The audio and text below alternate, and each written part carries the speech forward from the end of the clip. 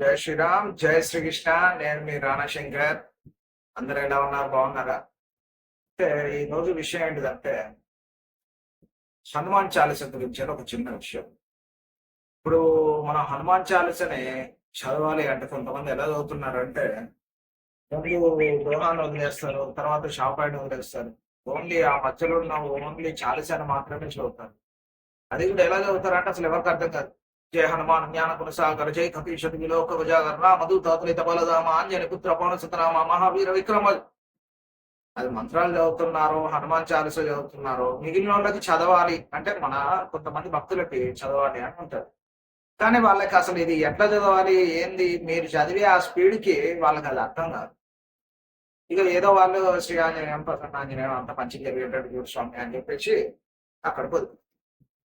అయితే మనము ముఖ్యంగా కొంతమందిని ప్రభావితం చేయగలము అనుకునే వాళ్ళము ఎలా పాడాలి అంటే ఉన్ని కృష్ణన్ స్టైల్ అంటే ఒక పద్ధతి ఉంది. ఉన్ని కృష్ణన్ పద్ధతి అది చాలా సరళమైంది అన్నట్టు. ఒక 2-3 సార్లు సరే, ఒక 10 సార్లు విన్నారంటే ఈ కనీసం చదవరాని వాళ్ళకు కూడా వచ్చేస్తుంది నోటికి.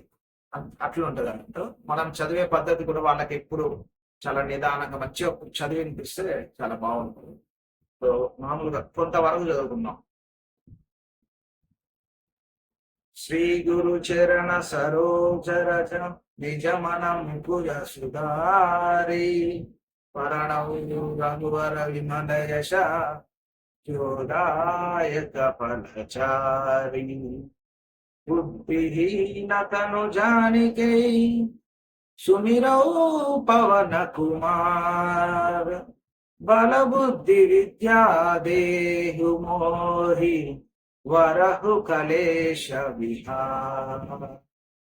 జయ హనుమాన్ జ్ఞాన గుణ సాగర జయ కపీశతి లోక ఉజాగర రామదూత అతులిత బలధామ అంజని పుత్ర పవన సుతనామ మహావీర విక్రమ బజరంగి కుమతి నివార సుమతి కేసంగి కంచన వర్ణ విరాజ సువేశ కానన కుండల కుంచిత కేశ పాదవజ్ర ధ్వజ విరాజే కాందే జనే శంకర సువన కేసరి నందన తేజ ప్రతాప మహాజగవందన విద్యావాన గుణీ అతి చాతుర రామ కాంచ కరిబేకో ఆతుర ప్రభు చరిత్ర సునిబేకో రసియా రామ లఖన సీతా మన బసియా. అట్లా ఇట్లా మనం ఒక సరళమైన భాషలో వాళ్ళకి పాడితే ప్రతి ఒక్కరికి వస్తుంది. ప్రతి ఒక్కరు కూడా ఇది చదువుకుంటూ బాగుంటుంది. అలా మనం ప్రతిరోజు ఉదయం స్నానం చేసిన తర్వాత ఒక 5 నిమిషాలు, ఇంకొకటి 108 సార్లు చదవాలి కదండి. 108 సార్లు చదవాలి అంటారు కదా. 108 సార్లు నువ్వు ఒకే రోజు చదవాలని ఎక్కడ చెప్పట్లా. 108 సార్లు నువ్వు నీ జీవితంలో 108 సార్లు చదవచ్చు, లేదా సంవత్సరంకి ఒకసారి నీకు వీలేదు అట్లా అనుకునేది.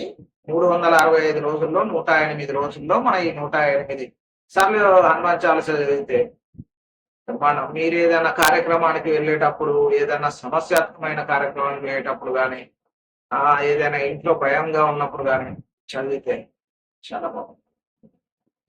ఆ కష్టాలు తీరిపోతాయి. మనం ఈ హనుమాన్ చాలీస చదవగానే ఆయనే వచ్చి మన పక్కన కూర్చున్నట్టు కదా. జై శ్రీ కృష్ణ.